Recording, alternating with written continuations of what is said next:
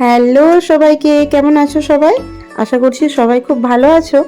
বাড়িতে আসার পর আজ আমাদের প্রথম সকাল। আজ বুধবার, সকাল এখন 8টা মতো বাজে। আমি আর বাবু এই কিছুক্ষণ আগে ঘুম থেকে উঠলাম। তো বাবু ঘুম থেকে উঠে ওর দিদির কাছে চলে এসছে এগুলো দেখতে।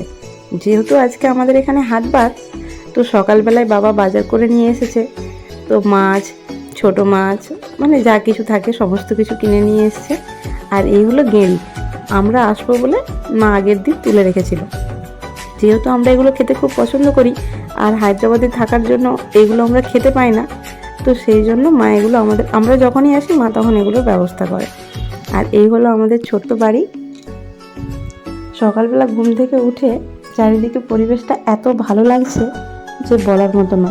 যেহেতু অনেক দিন পরে আসা, আর আসার পরে এবারে অন্তত বাড়িতে এসে অনেক কিছুই চেঞ্জ, তো সেই জন্য পরিবেশটা অন্যরকম। আর বাবু ওর দিদির সাথে অনেক কিছু গল্প করছে এখন, ঠিক আছে। তো এখন ওকে তুলে নিয়ে যাব, কারণ ওকে একটু জল টল খাওয়াতে হবে। এই মাত্র ঘুম থেকে উঠলো, তো ওই যে বললাম হাটবার, সেই জন্য বাবা সকাল সকাল অনেক সবজি কিনে নিয়ে চলে এসছে। আর এত সবজিগুলো টাটকা দেখেই মনে হচ্ছে সব রান্না করে নিই।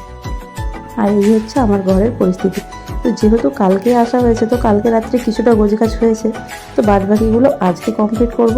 কারণ এই সমস্ত কিছু এভাবেই পড়ে থাকবে নইলে, আর এভাবে থাকলে তো চলবে না। তো একজনের অবস্থা দেখুন কী অবস্থা, এখানে এসে শুয়ে আছে এরকমভাবে ওর দিদির কাছ থেকে উঠে আসার পরে। তো যাই হোক, আমি ওকে নাস্তা টাস্তা করিয়ে দেওয়ার পরে ঘরের কাজ করছিলাম, হঠাৎ করে বাইরে বেরিয়ে এসে ওর হাসির শব্দ শুনে বেরিয়ে এসে দেখি এই অবস্থা।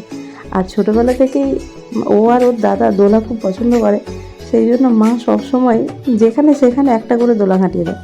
তো যেহেতু ও আজকে বলেছিল যে আমি দুলবো, তো ওর দিদি ওই জন্য ওই কাঁঠাল গাছের সাথে ঘরের সাথে দিয়ে দিয়েছে একটা দোলা ঘাঁটিয়ে।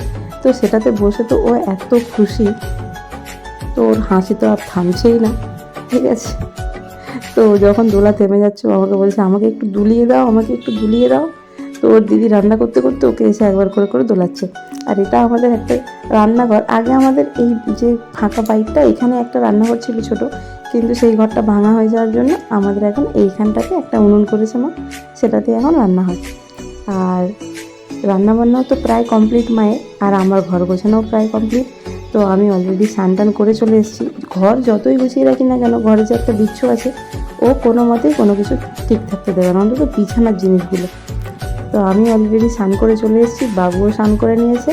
তো আমাদের মিনি ব্লগটা আমি এবারে এখানেই শেষ করবো, কারণ আমরা এবার খাওয়া দাওয়া করবো। আর তোমাদের আমার ভিডিও কেমন লাগছে তোমরা প্লিজ একটা ছোট্ট করে কমেন্ট করে জানিয়ে যেও, ঠিক আছে। আর আজকে আমাদের মেনুতে কী হয়েছে একটু দেখে নাও। হয়েছে একটু বাটা মাছের ঝাল, গেঁড়ি দিয়ে লাউ শাকের ঝোল, আর কুঁদরি আলুর ছেঁচকি। আর মা লাউ পাতা দিয়ে বাবুর জন্য একটু মাছের তেল ভেজে দিয়েছে, কারণ বাবু এগুলো খেতে খুব পছন্দ করে। তো ওর দিদি এবার ওকে খাইয়ে দিই, আর আমরাও এদিকে খেতে বসবো। তো চলো আজকের মতো তাহলে তোমাদেরকে টাটা করছি। দেখা হবে আবার কোনো ছোট্ট ছোট্ট ব্লগে। আর এটা তো মিনি ব্লগ ছিল, তো তোমরা কিন্তু অবশ্যই জানাতে ভুলো না যে তোমাদের কেমন লাগছে। ওকে, বাই।